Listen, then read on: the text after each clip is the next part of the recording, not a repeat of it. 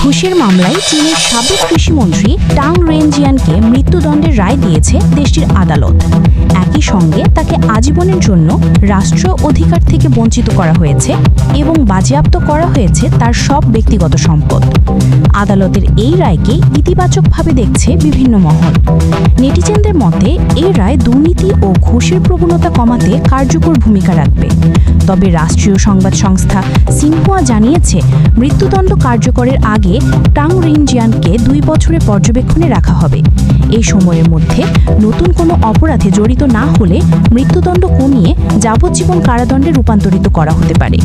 ভালো আচরণ করলে তার শাস্তি আরও কমার সম্ভাবনাও রয়েছে। আদালতের তথ্য অনুযায়ী 2007 থেকে 2024 সাল পর্যন্ত টাং রেনজিয়ান গানসু প্রদেশের গভর্নর এবং কৃষি ও গ্রামীণ বিষয়ক মন্ত্রী হিসেবে দায়িত্ব পালনকালে বিভিন্ন ব্যবসায়িক কার্যক্রম, প্রকল্পের চুক্তি এবং চাকরির সমন্বয়ের মতো ক্ষেত্রে ব্যক্তিগত সুবিধা আদায় করেন। এই সময় তিনি মোট $357 মিলিয়ন ঘুষ গ্রহণ করেন।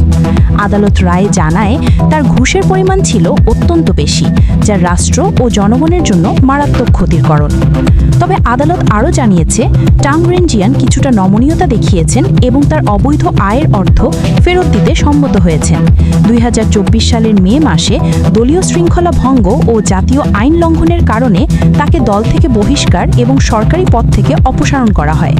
চলতি বছরের এপ্রিলে তার বিরুদ্ধে ঘুষের মামলা আনুষ্ঠানিকভাবে দায়ের করা হয় এবং আদালতে প্রকাশ্যে শুনানি অনুষ্ঠিত হয়। সুমাইয়া জান্নাত, জিএম টেলিভিশন। চোখ রাখুন জিএম টেলিভিশনের ফেসবুক ও ইউটিউব চ্যানেলে। সত্যের সন্ধানে সবার আগে জিএম টেলিভিশনের সাথেই থাকুন।